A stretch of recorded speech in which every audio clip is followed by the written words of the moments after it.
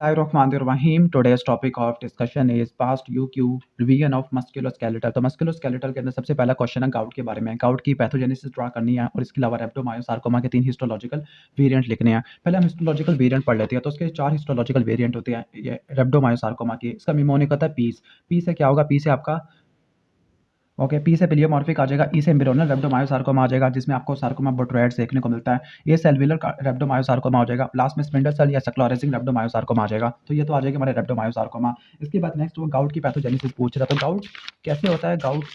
Gout करवाने वाले 2 mechanism होते हैं। नंबर 1 इसको प्राइमरी या सेकेंडरी गाउट। प्राइमरी गाउट में अननोन एंजाइम डिफेक्ट या पार्शियल एचजीपीआरटी की डेफिशिएंसी की वजह से होता है। सेकेंडरी गाउट 3 कंडीशन के अंदर होता है। Number 1 leukaemia, number 2 chronic renal disease और नंबर 3 कंजेनिटल लीश-नियान सिंड्रोम जिसमें हाइपोजेंथिन ग्वानिन फॉस्फोराइबोसोल ट्रांसफेरेज की डेफिशिएंसी देखने को मिलती है।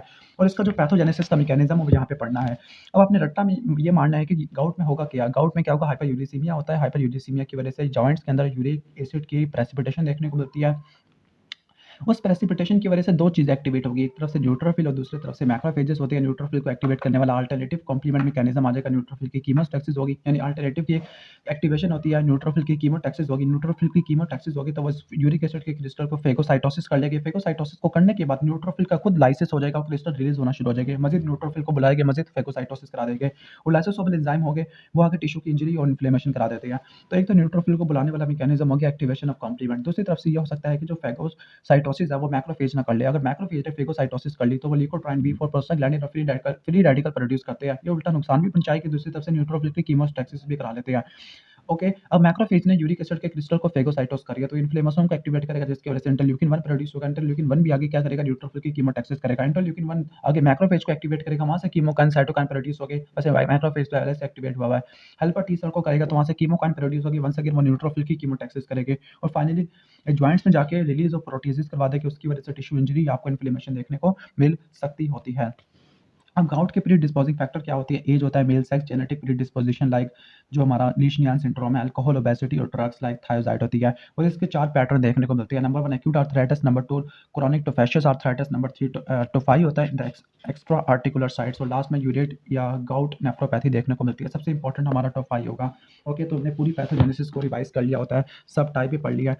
इसके बाद नेक्स्ट क्वेश्चन की तरफ चलते हैं। नेक्स्ट क्वेश्चन में कोडमैन ट्रायंगल की बात की है। कोडमैन ट्रायंगल का रट्टा मान लेना ऑस्टियोसार्कोमा। तो ऑस्टियोसार्कोमा में पैथोजेनेसिस पूछते हैं। ऑस्टियोसार्कोमा के अंदर 4 जीन की म्यूटेशन देखने को मिलती है। अच्छा, ये most common primary malignant tumour of bone है। अब इसमें 4 जीन की म्यूटेशन देखने को मिलेगी। वो कौन से 4 जीनों के? Number 1 retinoblastoma P53। इसके अलावा इनकी इनहिबिटर आना शुरू हो जाएगी लाइक C2K, N2A और CDK4 और MDM2। ओके, MDM2 या मैडम होता है P53 को इनहिबिट कर देगी। CDK4 ये रेटिनोब्लास्टोमा को इनहिबिट कर देगा और रेटिनोब्लास्टोमा P53 की इनहिबिशन की वजह से आपको ये ट्यूमर देखने को मिलेगा।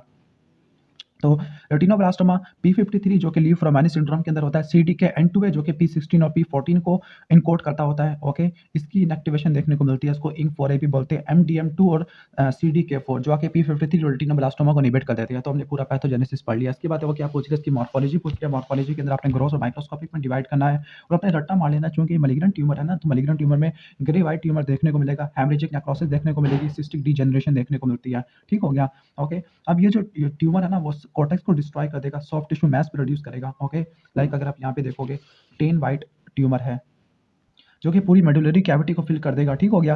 पेरियोस्टियम को लिफ्ट करेगा तो उसकी वजह से कोडमैन ट्रायंगल बन जाएगा। कोडमैन ट्रायंगल किसके दरमियान में होता है? Triangular shadow between the cortex and the raised periosteal end. इसको क्या बोलते हैं? कोडमैन ट्रायंगल बोलते हैं।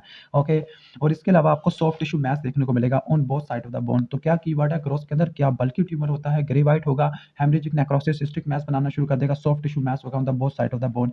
अब इसके बाद आ जाते हैं हम इसकी मॉर्फोलॉजी माइक्रोस्कोपी की तरफ आ जाते हैं। माइक्रोस्कोपी के अंदर आपने रट्टा मारना है कि यहाँ पे आपको फाइन लेस लाइक पैटर्न देखने को मिलता है। Okay, number 1 fine lace like pattern है। यहाँ पे लिखा है fine lace like pattern of neoplastic bone formed by anaplastic malignant tumour cell होती है। और यहाँ पे आपको माइटोटिक फिगर खराब देखने को मिलेगी। सबसे इंपॉर्टेंट चीज़ है कि जो मैलिग्नेंट ट्यूमर सेल है ना वो अनमिनरलाइज्ड ऑस्टियाइड या मिनरलाइज्ड बोन प्रोड्यूस कर रही होती है जो कि फाइन और फेस लाइक होती है। ओके, तो the presence of malignant tumour cell जो कि क्या प्रोड्यूस करेगा? अनमिनरलाइज्ड ऑस्टियाइड या मिनरलाइज्ड बोन प्रोड्यूस करेगा जो कि फाइन और लेस लाइक होती है। ओके, अब इसके अलावा आपको डिफरेंट टाइप भी पूछी जा सकती है आपसे। वो कौन सी डिफरेंट टाइप्स होती है वो आगे नेक्स्ट क्वेश्चन के अंदर आएगा। नेक्स्ट है कि फ्रैक्चर हो गया। फ्रैक्चर को रिपेयर करने के लिए आपने 3 फेजेस को रट्टा मारना। पहले रिएक्टिव फेज होगा, फिर रिपेरेटिव फेज होगा, फिर रिमॉडलिंग हो जाती है। रिएक्टिव फेज में पहले फ्रैक्चर और इन्फ्लेमेटरी फेज देखने को मिलता है, फिर हीमाटोमा की फॉर्मेशन होती है, फिर इसके बाद क्या होगा? ग्रैनुलेशन टिश्यू की फॉर्मेशन होती है। रिपेरेटिव के अंदर पहले कैलस बनेगा जो कि कार्टिलेज का होगा, फिर लैमिनल बोन बनेगी और लास्ट में रिमॉडलिंग इंजीनियरिंग हो जाती है। नेक्स्ट है कि आपने मॉर्फोलॉजी को कंपेयर करना, किसकी, रूमेटॉइड आर्थराइटिस की और ऑस्टियोआर्थराइटिस की। तो उसको कंपेयर करने के लिए आपने आ जाना है इस डायग्राम की तरफ। ओके, तो ये बहुत इंपॉर्टेंट डायग्राम है। इस डायग्राम के अंदर आपने ये रट्टा मारना है कि पहले ऑस्टियोआर्थराइटिस को देख लेते हैं। ऑस्टियोआर्थराइटिस होता है 2BSc है। टी से होगा थिन एंड फिब्रिलेटेड कार्टिलेज। ओ से आपका हो जाएगा ओस्टियोफाइट, और ओस्टियोफाइट प्रॉक्सिमल इंटरफेरेंजियल जॉइंट या डिस्टल इंटरफेरेंजियल जॉइंट में हो सकते हैं। बी से क्या हो जाएगा, बी से आपका सब एंड कॉन्डियल सब कॉन्ट्रल सक्लोरिसिस या सिंपल सक्लोरिसिस है, और सी से क्या होगा, सिस्ट हो जाएगा। क्लियर, और बी से बोनी सेपारा है। तो 2BSc है, तो क्या होगा, थिन एंड फिब्रिलेटेड कार्टिलेज होगा। ओके, ऑस्टियोफाइट हो जाता है, सब कॉन्ट्रल सक्लोरिसिस, सब कॉन्ट्रल सिस्ट, और बी से बोनी सेपारा। जबकि इसके अंदर क्या होगा, इसके अंदर आपको एनकाइलोसिस देखने को मिलती है। एनकाइलोसिस दो टाइप की होती है, फाइब्रस और बोनी एनकाइलोसिस होती है। तो एफबी से तो ये रट्टा हो गया। सीआईपी से क्या होगा, सी से होगा आपका कार्टिलेज इरोजन आ जाएगा। जबकि इसमें क्या होता है, उसमें थिन और फिब्रिलेटेड कार्टिलेज था। पीनस फॉर्मेशन और इन्फ्लेमेशन आपको देखने को मिलती है। नेक्स्ट क्वेश्चन के अंदर आपसे ये भी पूछा जाएगा कि इसकी जो पैथोजेनेसिस किस तरह से होती है। तो सबसे पहले क्या आएगा, ससेप्टिबिलिटी जीन है, लाइक हमारे HLA-DR किसकी वजह से होता है, DR4 की वजह से होता है, या environmental factor for example infection या स्मोकिंग की वजह से होता है। ससेप्टिबिलिटी की वजह से फेलियर ऑफ टॉलरेंस होती है, ऑटोइम्यून मैकेनिज्म देखने को मिलता है। जबकि यहाँ पर एंजाइमेटिक मॉडिफिकेशन होती है, लाइक सिट्रोलिनेशन देखने को मिलती है। फाइनली इसकी वजह से टी सेल और बी सेल रिस्पॉन्स आना शुरू हो जाएगा टू द सेल्फ एंटीजन, खासतौर पर जो एंटीजन हमारे जॉइंट टिश्यू के में पड़े हुए होते हैं। तीन तरह के सेल एक्टिवेट होकर TH17, TH1 और एंटीबॉडीज होती है। ओके, अब ये वाले क्या करेंगे, तीनों मिलकर क्या करेंगे, ओके, ये क्या करेंगे, आगे लिम्फोसाइट एंटीबॉडी या जो इम्यून कॉम्प्लेक्स से एंटर हो जाएंगे हमारे जॉइंट्स के अंदर। वहाँ पे फाइब्रोब्लास्ट, कॉन्ट्रोसाइट और साइनोवियल सेल होते हैं। इसका मिमोनिक एफएस से, यानी फाइब्रोब्लास्ट होगा, यहाँ पर साइनोवियल सेल हो गए, सी से कॉन्ट्रोब्लास्ट हो गए या कॉन्ट्रोसाइट होगी। अब इनकी प्रोलिफरेशन होगी, दूसरी तरफ से प्रोटीएजेस या साइटोकाइन की रिलीज आपको देखने को मिलेगी, और इनकी एक्टिवेशन की वजह से पेनस फॉर्मेशन हो जाती है and destruction of bone and cartilage. जो पेनस होता है, ये आपको पैथोगनोमिक फाइंडिंग देखने को मिलती है। पेनस होता है a mass of edematous synovium, inflammatory cell, granulation tissue and the fibroblast. के पहले एडिमा होगा इन्फ्लेमेशन के अंदर, फिर आपको सेल्स देखने को मिलती है, इन्फ्लेमेटरी सेल है, ग्रैनुलेशन टिश्यू होगा और फाइब्रोब्लास्ट होगा। ठीक हो गया, जो कि आर्टिकुलर कार्टिलेज को कवर कर रहा होता है, और उसकी वजह से क्या हो सकती है, फाइब्रस और बोनी एनकाइलोसिस हो सकती है। तो हमने ये रट्टा मार लिया है। इसके बाद नेक्स्ट क्वेश्चन की तरफ चलते हैं। नेक्स्ट क्वेश्चन हमारा गाउट का डायग्नोसिस है। गाउट के अंदर आपने क्या क्या लैब इन्वेस्टिगेशन करनी है। तो पहले आपने सीरम यूरिक एसिड के लेवल को देखना होता है, जो कि आपको ज़्यादा देखने को मिलेगा। ओके, फिर आपने क्या करना होता है, स्पायरेशन और एग्जामिनेशन करनी है साइनोवियल फ्लूइड की। इसके अंदर आपको क्या देखने को मिलेगा, नीडल शेप, नेगेटिवली बायफ्रेंजेंट क्रिस्टल होगी। एक्सरे के अंदर आपको लिटिक बोन लेयर देखने को मिल सकते हैं। लिपिड प्रोफाइल में हाइपरलिपिडीमिया, रीनल फंक्शन टेस्ट में सीरम क्रिएटिनिन का लेवल ज़्यादा देखने को मिल सकता है due to poor renal perfusion है। इसके बाद वो कहते हैं कि टॉप 5 को एक्सप्लेन करो। तो गाउट के अंदर आपको मैंने बताया था कि एक्यूट आर्थराइटिस होता है, क्रोनिक कैपेशियस आर्थराइटिस होता है, टॉप 5 होता है, और तीसरे लास्ट में आपको यूरेट नेफ्रोपैथी देखने को मिलती है। तो पहला एक्यूट आर्थराइटिस। एक्यूट आर्थराइटिस के अंदर क्या होगा, dense neutrophilic infiltrate. Acute inflammation है तो आपको डेंस न्यूट्रोफिलिक इन्फिल्ट्रेट देखने को मिलता होता है। क्लियर। नंबर 2 आपको नीडल शेप यूरिट क्रिस्टल देखने को मिलते हैं, किसके अंदर, साइनोवियम के अंदर। और नंबर 2 आपको न्यूट्रोफिल के साइटोप्लाज्म में देखने को मिल सकती है। नंबर 3 आपको इन्फ्लेमेटरी सेल देखने को मिलती है। ओके, तो ये बात तो होगी। इसके बाद है क्रोनिक कैपेशियस आर्थराइटिस। तो ये क्या होगा, repeated precipitation of urate crystal के एक्यूट अटैक में जो एवोल्यूशन देखने को मिले, तो वो क्या बन जाएगा, क्रोनिक वाला बन जाएगा। ओके, अब इसमें जो यूरिक होता है ना, यूरिक एसिड क्रिस्टल, ये क्या करते हैं, आर्टिकुलर सरफेस को इनक्रस्ट कर लेते हैं और विजिबल डिपॉजिट बनाना शुरू कर देते हैं। वो विजिबल डिपॉजिट की हाइपरप्लेजिया देखने को मिलता है, फाइब्रोटिक देखने को मिलती है, थिकनिंग देखने को मिलती है। और फाइनली क्या होगा, द रिजल्टिंग पेनस, जो यानी इसकी वजह से भी पेनस बन गया तो वो डिस्ट्रॉय कर देगा, और उसकी वजह से जक्स्ट्रा कॉर्टिकल बोन इरोजन देखने को मिलती होती है। तो उसमें कीवर्ड क्या होगा, क्रोनिक टोफेशियस के अंदर क्या होगा, नंबर 1 रिपीटेड प्रेसिपिटेशन होती है, number 2 visible deposition in the synovium है, फिर आगे उसकी हाइपरप्लेजिया फाइब्रोटिक होकर पेनस बन जाएगा, फिर आगे वो कार्टिलेज को उड़ा देगा, जिसकी वजह से जस्ट्रा कॉर्टिकल बोन इरोजन देखने को मिलती है। तो 5 पैथोगनोमिक फीचर होता है। अब इसके अंदर सेंटर में यूरिक एसिड क्रिस्टल, उसको सराउंड करने वाले इन्फ्लेमेटरी इन्फिल्ट्रेट, जिसमें आपके टी सेल आ जाती है, फॉरेन बॉडी जॉइंट सेल आ जाएगा, आगे मैक्रोफेजेस आ जाएगा, प्लाज्मा सेल आना शुरू हो जाते हैं। जो टॉप 5 होता है, आर्टिकुलर कार्टिलेज में हो सकता है, लिगामेंट्स में हो सकता है, टेंडन में हो सकता है, बर्सा में हो सकता है, इसके अलावा सॉफ्ट टिश्यू में हो सकता है, लाइक हमारे ईयर लोब्स है, फिंगर टिप्स या किडनी में हो सकती है। लास्ट है यूरेट नेफ्रोपैथी। यूरेट नेफ्रोपैथी में 2 कॉम्प्लिकेशन आ जाती है। नंबर 1 यूरिक एसिड नेफ्रोलिथियासिस, और दूसरा आ जाएगा पाइलोनेफ्राइटिस आ जाएगा। ठीक हो गया। तो ये हमारी अच्छे तरीके से हमने सब कुछ देख लिया है। ओके, इसके बाद रूमेटॉइड आर्थराइटिस का डायग्नोसिस है। तो रूमेटॉइड आर्थराइटिस की मॉर्फोलॉजी पूछ रहा है, तो मॉर्फोलॉजी को देख लेते हैं। ओके, तो सबसे पहले आपने नोट करना है कि साइनोवियम की एडिमेटस थिकनिंग हाइपरप्लास्टिक, जिसकी वजह से स्मूथ कांटूर कन्वर्ट हो जाएगा डेलिकेट बल्बस विलाई के अंदर। साइनोवियल सेल का हाइपरप्लेजिया देखने को मिलता है। अब हमें सारा यहाँ से तैयार करते हैं रूमेटॉइड आर्थराइटिस वाला। ओके, अच्छा, जो रूमेटॉइड आर्थराइटिस है स्मॉल जॉइंट्स ऑफ हैंड और फीट को इन्वॉल्व करता होता है। तो ग्रोसली बात करें तो जो साइनोवियम है वो एडिमेटस होती है, थिकनिंग होती है। Okay, oedematous synovium inflammatory cell thickening हो जाएगी, हाइपरप्लेजिया हो जाएगा, जिसकी वजह से ये डेलिकेट बल्बस के अंदर कन्वर्ट हो जाती है। हिस्टोलॉजिकल फाइंडिंग के अंदर नंबर 1 है साइनोवियल सेल हाइपरप्लेजिया देखने को मिलेगा। नंबर 2 आपको साइनोवियन सेल्स के अंदर आपको इन्फ्लेमेटरी इन्फिल्ट्रेट देखने को मिलेंगे। नंबर 3 आपका इंक्रीज वेस्कुलैरिटी है। नंबर 4 आपका आ जाएगा कि फिब्रिनो पुरुलेंट एक्सुडेट आ जाएगा। नंबर 5 ऑस्टियोप्लास्टिक एक्टिविटी है इन द सब कॉन्ट्रल बोन, ओके, या तो सब कॉन्ट्रल बोन का हमने यहाँ पे पढ़ा था, सब कॉन्ट्रल स्क्लेरोसिस और सब कॉन्ट्रल सिस्ट जो कि ऑस्टियोआर्थराइटिस के अंदर थी, ओके। अब इन सब मैकेनिज्म की वजह से पेनिस बनेगा। पेनिस के अंदर क्या होता है, mass of edematous synovium inflammatory cell granulation tissue of fibroblast होता है जो कि आर्टिकुलर कार्टिलेज की इरोजन कराना शुरू कर देगा, ओके। और कभी-कभार जो पेनिस है वो ब्रिजेस कर लेगा दोनों अपोजिंग बोन को, जिसकी वजह से फाइब्रस एनकाइलोसिस हो सकती है, फाइब्रस की वजह से बोनी एनकाइलोसिस हो सकती है। और लास्ट में आपको रूमेटॉइड नोड्यूल देखने को मिलेंगे। रूमेटॉइड नोड्यूल क्या होते हैं, subcutaneous tissue of forearm, elbow, occiput या लंबोसैक्रल एरिया में देखने को मिलते हैं। नो टेंडर होते हैं, राउंड टू ओवल होते हैं। इसमें क्या होगा, central zone of fibrinoid necrosis surrounded by वही एपिथेलियल इन्फ्लेमेटरी सेल आपको देखने को मिलते हैं, ओके। और ये जो डिजीज है ना, जो सीवियर डिजीज है वो आपको ल्यूकोसाइटोक्लास्टिक वास्कुलाइटिस में देखने को मिल सकता है। ल्यूकोसाइटोक्लास्टिक वास्कुलाइटिस कौन सा टाइप का होता है, माइक्रोस्कोपिक पोलियंजाइटिस होता है, जिसको हम हाइपरसेंसिटिविटी वास्कुलाइटिस भी कहते होते हैं। तो रूमेटॉइड आर्थराइटिस के अंदर क्या-क्या होगा, नंबर 1 ग्रोथ के अंदर आपको साइनोवियम की एडिमेटस थिकनिंग देखने को मिलती है, हाइपरप्लासिया देखने को मिलेगा, जिसकी वजह से क्या होगा, स्मूथ कॉन्टूर कन्वर्ट हो जाएगा डेलिकेट और बल्बस विलाई के अंदर। हिस्टोलॉजिकल के अंदर क्या होगा, साइनोवियल सेल का हाइपरप्लेसिया देखने को मिलेगा। नंबर 2 डेंस इन्फ्लेमेटरी इन्फिल्ट्रेट होगा। नंबर 3 आपको क्या देखने को मिलेगा, इंक्रीज वास्कुलैरिटी देखने को मिलती है एंजियोजेनेसिस की वजह से। नंबर 4 आपको फिब्रिनोपुरुलेंट एक्सुडेट देखने को मिलेगा। नंबर 5 ऑस्टियोक्लास्ट देखने को मिलेगा, उसकी वजह से पेनिस बन जाएगा। पेनिस में क्या होता है, oedematous synovium inflammatory cell granulation tissue और फाइब्रोब्लास्ट देखने को मिलता है। और पेनिस की वजह से क्या होगा, फाइब्रस एनकाइलोसिस हो सकती है। लास्ट में रूमेटॉइड नोड्यूल पे आपने रट्टा मार लेना है।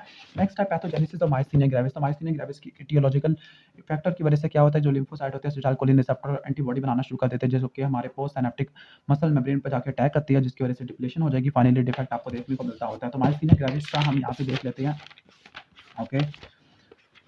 तो माइस्थीनिया ग्रेविस हमारे स्केलेटल मसल वाले चैप्टर में है, ओके, इस चैप्टर में है। दूसरा हमारा लैम्बर्ट ईटन माइस्थेनिक सिंड्रोम होता है, ओके। दोनों हमारे पैरानियोप्लास्टिक सिंड्रोम होती है। तो यहाँ पे क्या होता है, एंटी एसिटाइलकोलिन एस्ट्रेस एंटीबॉडी होती है, जो कि क्या करेगी, हमारे रिसेप्टर को उड़ा देती है। और फाइनली क्या होगा, जो मसल की एक्टिविटी है ना, वो वर्स होना शुरू हो जाती है विद द परफॉर्मेंस। और यहाँ पे एक स्ट्रॉन्ग एसोसिएशन है थायराइड एब्नॉर्मेलिटी और इसके अलावा anti acetylcholine receptor auto antibody के दरमियान। This is strong association between the pathognomonic anti acetylcholine receptor antibody and the thymic abnormality. कौन सा कैंसर होता है, थाइमोमा होता है, जो कि tumour of thymic epithelial cell होता है। तो उसके अंदर आपको ये ट्यूमर एंटीबॉडी देखने को मिल सकती है। इसके अलावा थाइमिक हाइपरप्लेजिया में भी देखने को मिल सकता होता है। तो इसमें आपको एसोसिएशन देखने को मिलती है, ओके। अब यहाँ पे ये है कि कहती है कि जितना ज़्यादा काम करोगे उतना ज़्यादा आपको वीकनेस देखने को मिलती है और आपको पूरे दिन में देखने को मिलती है। डिप्लोपिया टोसिस भी हो सकता है ड्यू टू हॉर्नर सिंड्रोम वाला। तो ये सब चीज़ें आपको देखने को मिल सकती है। नेक्स्ट क्वेश्चन की तरफ चलते हैं।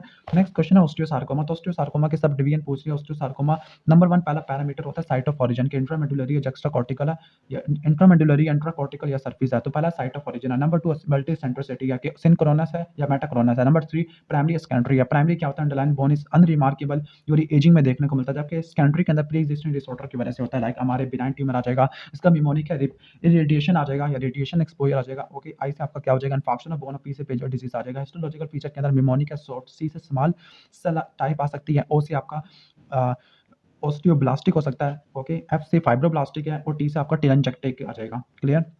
और जॉइंट सेल भी आपने ऐड कर लेने हैं। तो साइट ऑफ ओरिजिन को आपने रट्टा मार लेना है, मल्टी सेंट्रिसिटी को रट्टा मारना है, ओके। प्राइमरी और सेकेंडरी को रट्टा मारना है, हिस्टोलॉजिकल फीचर जिसमें आपने 4 में डिवाइड कर देना है। वैसे 5 होती है कि एस से स्मॉल सेल आ जाएगा, ओ से ओस्टियोब्लास्टिक आ जाएगा, एफ से फाइब्रोब्लास्टिक और टी से टेलेंजेक्टिक आ जाएगा और लास्ट में जॉइंट सेल भी आपने रट्टा मार लेनी है। बाकी टोफाई को एक्सप्लेन करें। टोफाई क्या होता है, टोफाई आर्टिकुलर कार्टिलेज लिगामेंट टेंडन और बर्से में देखने को मिलता है। इसके अलावा सॉफ्ट टिश्यू में भी देखने को मिलता है। Large aggregate of uric acid crystal जो कि foreign body joint cell reaction से सराउंडेड होते हैं। नेक्स्ट है रूमेटॉइड आर्थराइटिस। तो रूमेटॉइड आर्थराइटिस का क्या पूछ रहे, लैब इन्वेस्टिगेशन पूछ रहे। लैब इन्वेस्टिगेशन में सीरम रूमेटॉइड फैक्टर देखने को मिलेगा। सीरम रूमेटॉइड फैक्टर होता क्या है, ओके, ये आईजीएम एंटीबॉडी होती है टू द आईजीजी। आईजीजी के एफसी रिसेप्टर पे आईजीएम एंटीबॉडी होती है। इसके अलावा आपको एंटी-सीसीपी एंटीबॉडी भी देखने को मिल सकती है। एनालिसिस ऑफ साइनोवियल फ्लूइड, इसके अंदर आपको क्या देखने को मिलेगा वो बताता हूँ। एक्सरे, ईएसआर और सी रिएक्टिव प्रोटीन ये आपको देखने को मिलती है। तो हम चलते हैं रूमेटॉइड आर्थराइटिस वाले टॉपिक के अंदर, ओके। तो कौन सी दो एंटीबॉडी आपने नोट करनी है, रूमेटॉइड फैक्टर और एंटी-सीसीपी, ओके, एंटी-सीसीपी एंटीबॉडी। तो ये आ गया रूमेटॉइड आर्थराइटिस वाला टॉपिक है, ओके। रूमेटॉइड आर्थराइटिस कौन चला गया, ओके, जॉइंट्स वाले में है, रूमेटॉइड आर्थराइटिस है। तो ये हमने रट्टा मार लिया। अच्छा, यहाँ पे मॉर्निंग स्टिफनेस होती है। अच्छा, यहाँ पे एंटीबॉडी है एसीपीए डिटेक्शन, ओके। और रेडियोग्राफिकली आपने चेंजेस वो आके आपको नेक्स्ट सफे पे आपको एक्सप्लेन कर रहा है कि रेडियोग्राफी में और क्या क्या आपको चेंजेस देखने को मिल सकती है। लाइक अगर फिंगर के अंदर आपको स्वान नेक डिफॉर्मिटी या बटन नेक डिफॉर्मिटी देखने को मिल सकती है। रेडियोग्राफिक हॉलमार्क के अंदर जॉइंट इफ्यूजन है। नंबर 2 जक्स्टा कॉर्टिकल या जक्स्टा आर्टिकुलर ओस्टियोपेनिया हो सकता है। Number 3 erosion and the narrowing of joint space. Number 4 loss of articular cartilage. 4 चीजें आपको रेडियोग्राफी में देखने को मिलती है। वो 4 चीजें क्या क्या होती है, नंबर 1 आपको देखने को मिलेगा कि जॉइंट इफ्यूजन है। Number 2 juxta articular osteopenia. Number 3 erosion and the narrowing of joint space और लास्ट में लॉस ऑफ आर्टिकुलर कार्टिलेज। ये 4 चीजें आपको रूमेटॉइड आर्थराइटिस में देखने को मिलती होती है, ओके। और कहती है कि रूमेटॉइड आर्थराइटिस को ठीक करने की वजह से जो ड्रग लेते हैं ना, उनकी वजह से माइकोबैक्टीरियम ट्यूबरक्लोसिस हो जाता है। ओके, अच्छा एंटीबॉडी कौन-कौन सी एसीपी और रूमेटॉइड फैक्टर होता है, ये आपने एंटीबॉडी को नोट कर लेना है। साइनोवियल फ्लूइड की एस्पिरेशन एनालिसिस करना होता है, एक्स-रे वगैरह हो जाएगा। ओके, ईएसआर और सी रिएक्टिव प्रोटीन आ जाती है। बाकी रूमेटॉइड आर्थराइटिस के माइक्रोस्कोपिक फीचर है, तो माइक्रोस्कोपिक फीचर में क्या होगा, पहले सेल का हाइपरप्लेजिया होगा, उसकी वजह से क्या होगा, इन्फ्लेमेटरी इन्फ्लेटरेट देखने को मिलती है। इंक्रीज वैस्कुलैरिटी हो जाती है ड्यू टू एंजियोजेनेसिस है। ओके, न्यूट्रोफिल और फिब्रिनोइड नेक्रोसिस, यानी ये सब चीज़ हमने रट्टा मार लेनी है। ओके, साइनोवियल सेल हाइपरप्लेजिया आपको देखने को मिलता है। Clear, synovial cell hyperplasia in the proliferation of dense inflammatory infiltrate है। नंबर 3 इंक्रीज वैस्कुलैरिटी है। नंबर 4 फिब्रिनोपुरुलेंट एक्सुडेट देखने को मिलता है। Number 5 osteoclast activity in the subchondral bone, और इन सब की वजह से क्या होगा, पीनस फॉर्मेशन हो जाती है, जो कि मैस ऑफ एडिमेटस साइनोवियम होता है। नेक्स्ट क्वेश्चन की तरफ चलते हैं। नेक्स्ट क्वेश्चन है हमारा एविंग सार्कोमा के बारे में। एविंग सार्कोमा की मॉर्फोलॉजी पूछ रही है। एविंग सार्कोमा में जो ट्रांसलोकेशन होती है वो किसके दरमियान होती है, 11 और 22वें क्रोमोसोम पे होती है। और EWSR1 और FL11 मैं आपको दिखा देता हूँ। ओके, तो एविंग सार्कोमा न्यूरोएक्टोडर्मल ओरिजिन से निकलता होता है, मैलिग्नेंट ट्यूमर होता है, प्रिमिटिव राउंड सेल का ट्यूमर होता है। ओके, EWSR1 जो कि 22 पे पड़ा हुआ होता है, और दूसरा हमारा 11 पे पड़ा होता है FL11। इनकी फ्यूजन देखने को मिलती है। फ्यूजन होने की वजह से क्या होगा, एक प्रोटीन बनेगी जो कि क्रोमेटिन पे जाके बाइंड करती है और ट्रांसक्रिप्शन को डिसरेगुलेट करना शुरू कर देती है, जिसकी वजह से एब्नॉर्मल डिफरेंशिएशन देखने को मिलती है। और इसका जो ट्यूमर मार्कर है वो MYC2 या CD99 होता है। ओके, अब मॉर्फोलॉजी की तरफ आ जाते हैं। मॉर्फोलॉजी के अंदर क्या देखने को मिलेगा, नंबर 1 आपने रट्टा मारना है कि जो ट्यूमर है वो टेन वाइट। अगर आप यहाँ से देखो, ऐसे टेन वाइट तो हमारा ये भी होता है टेन वाइट, तो आपने टेन वाइट को रट्टा मार लेना है। नंबर 2 हेमरेजिक नेक्रोसिस देखने को मिलेगा। मॉर्फोलॉजी के अंदर स्मॉल राउंड ब्लू सेल आ जाएगी। हिस्टोलॉजी के अंदर स्केंटी साइटोप्लाज्म होगा जो कि क्लियर हो जाता है due to abundant glycogen. Small round uniform small round cell देखने को मिलती है। Sheets of uniform small round cell जिनका स्कैंटी क्लियर साइटोप्लाज्म होता है, अबंडेंट ग्लाइकोजन होता है। और लास्ट में आपको फॉर्मर राइट रोजेट देखने को मिलती है। फॉर्मर राइट रोजेट क्या होती है कि जो सेल होती है वो सेंट्रल फिब्रिली कोर को सराउंड करना शुरू कर देती है। This are called Homer Wright rosette. और ये वाले आपको मेडुलोब्लास्टोमा में भी देखने को मिलते होते हैं। और लास्ट में जियोग्राफिक नेक्रोसिस भी आपको देखने को मिल सकती है।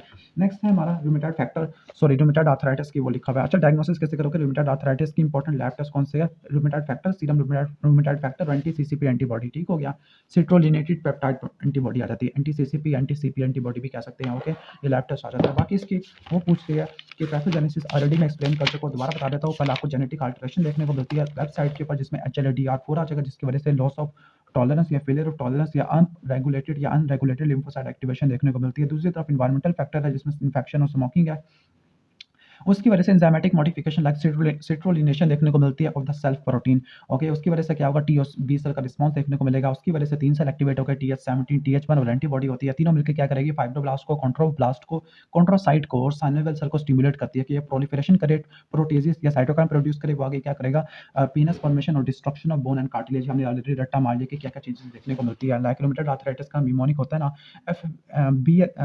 CIPFB। तो सी से क्या था, हमारा कार्टिलेज की रोयन थी, आई से हमारा इन्फ्लेमेशन था, पी से पेनस था। ओके, एफ से फाइब्रस इनकोलोसिस और बी से बोनी एनकाइलोसिस है। और इनके दरमियान अगर आपसे कोई डिफरेंस पूछ ले, ओके, तो जो ऑस्टियोआर्थराइटिस होता है mechanical injury to the articular cartilage की वजह से होता है या ऑटो इम्यूनिटी की वजह से होता है। यहाँ पे इन्फ्लेमेशन सेकेंडरी होती है कि जो इन्फ्लेमेशन है वो आगे एग्जैकरबेट कर जाती है कार्टिलेज के डैमेज को। यहाँ पे इन्फ्लेमेशन प्राइमरी होती है कि जो कार्टिलेज की डिस्ट्रक्शन होती है वो आगे टी सेल और ऑटो एंटीबॉडी की वजह से देखने को मिलती है।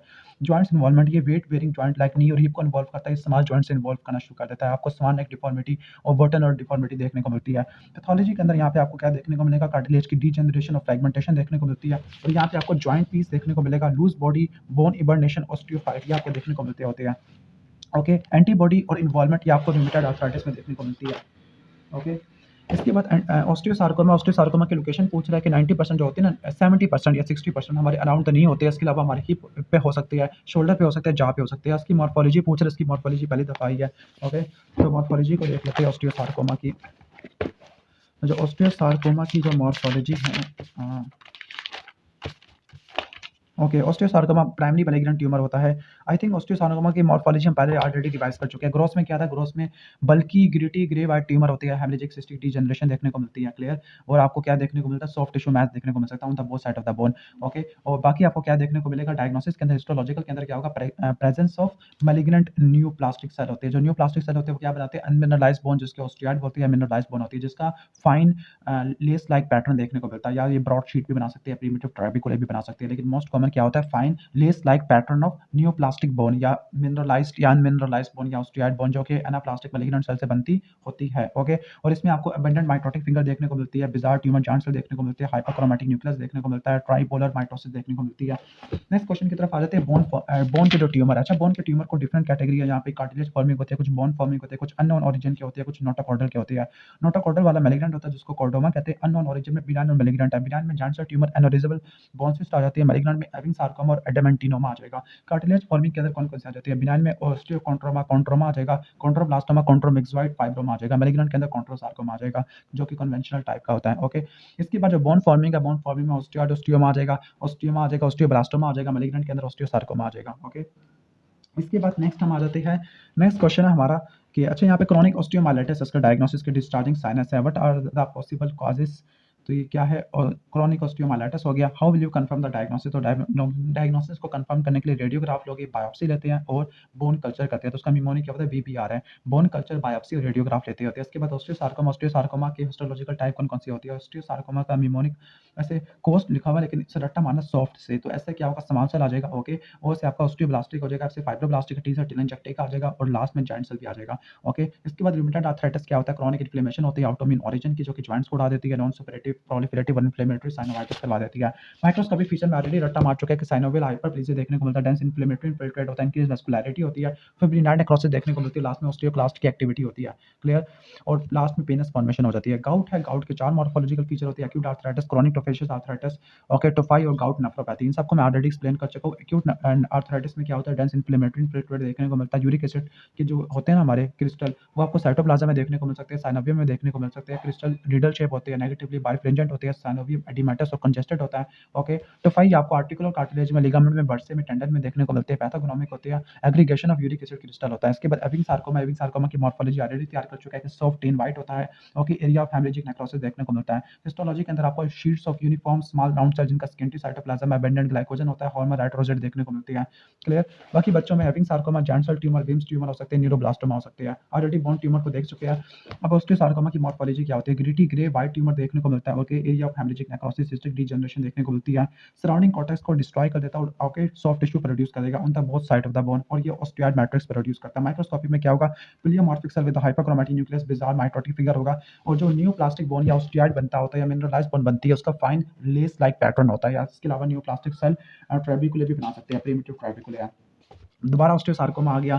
रूमेटॉइड आर्थराइटिस ऑलरेडी पढ़ लिया, ऑस्टियोसार्कोमा की लोकेशन भी पढ़ लिया, इसके सब टाइप भी पढ़ लिया कि पैरामीटर्स कौन कौन से होते हैं। उनका साइट ऑफ ऑरिजिन के अंदर इंट्राकॉर्टिकल है, इंट्रामेडुलरी या सरफेस के ऊपर होता है। डिग्री ऑफ डिफरेंशिएशन है या मल्टीसेंट्रिसिटी है जिसमें सिंक्रोनस और मेटाक्रोनस आ जाएगा। प्राइमरी के अंदर कोई डिजीज नहीं है, सेकेंडरी में आपको पेजर डिजीज, बोन इंफाक्शन और रेडिएशन देखने को मिल सकते हैं। हिस्टोलॉजिकल फीचर का निमोनिक होता है, सॉफ्ट, ये स्मॉल सेल आ गया, ऑस्टियोब्लास्टिक हो गया, फाइब्रोब्लास्टिक हो गया, टी सेल टेलेंजेक्टिक हो गया और जॉइंट सेल देखने को मिल गया। इसके बाद डायग्नोसिस ऑफ गाउट है। तो गाउट आपने क्या करना है? सीरम यूरिक एसिड के क्रिस्टल देखने होते हैं, आपने सीरम यूरिक एसिड लेवल देखना है आपने पहले। ओके, फिर आपने साइनोवियल फ्लूइड की एक्सपायरेशन करनी होती है, फिर एक्ट में एक्सरे कराना होता है, लिपिड प्रोफाइलर और आरएफटी आ जाएगा। मॉर्फोलॉजी और टोफाई ऑलरेडी हो चुकी है।